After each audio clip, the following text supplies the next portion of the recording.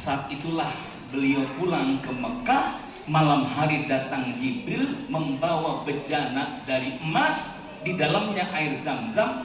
Dibangunkan Nabi tercinta, dibelah dadanya, jantungnya dibersihkan dan dibawa menuju Isra wal Mi'raj.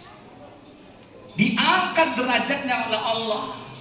Maka muncullah ayat yang kita dengar tadi dari seorang qari, subhanalladzi asra bi'abdihi. Allah tidak mengatakan subhanalladzi asra bi rasulih. Allah tidak mengatakan subhanalladzi asra bi Muhammadin. Tapi Allah mengatakan subhanalladzi asra bi abdi. Maha suci Allah yang telah memperjalankan hambanya, Bapak Ibu.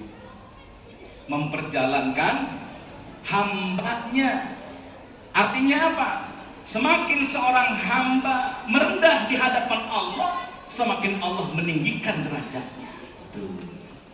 Alhamdulillah.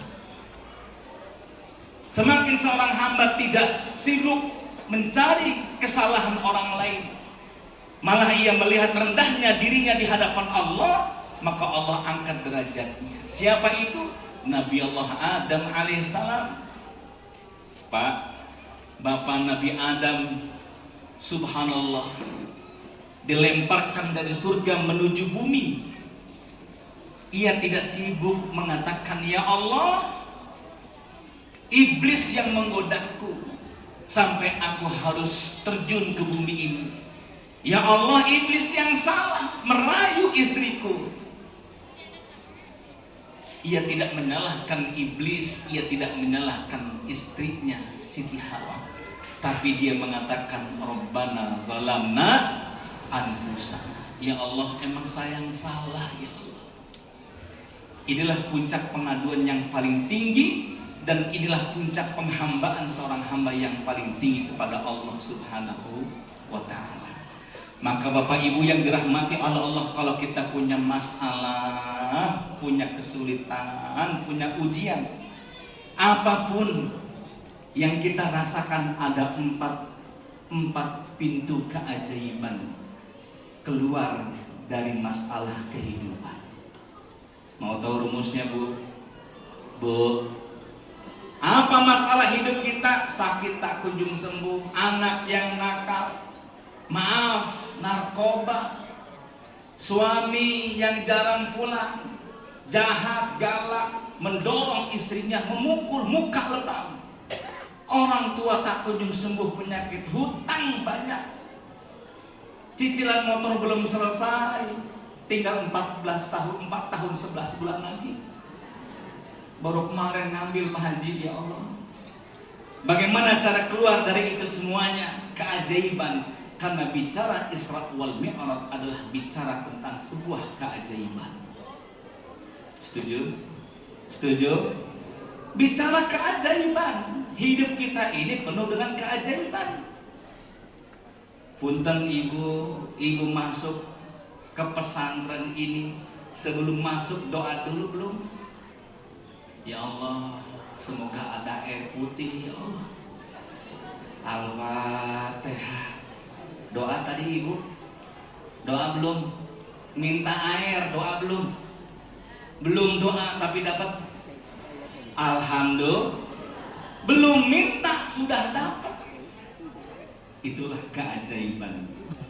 Allah berikan keajaiban. Langkah yang pertama keajaiban dalam hidup kita, Allah hadirkan Bapak Ibu yang dirahmati Allah.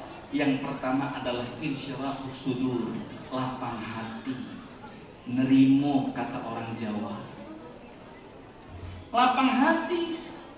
Idhab ila fir'auna innahu tagha qala rabbi shrah li sadri wa yassir li amri wahlul 'uqdatam min lisani yafqahu. Saat Nabi Musa diperintahkan Allah untuk berangkat engkau hadapi itu Fir'aun, Nabi Musa tidak mengatakan, ya Allah, Fir'aun kaya, saya miskin. Fir'aun penguasa hebat, saya apa daya.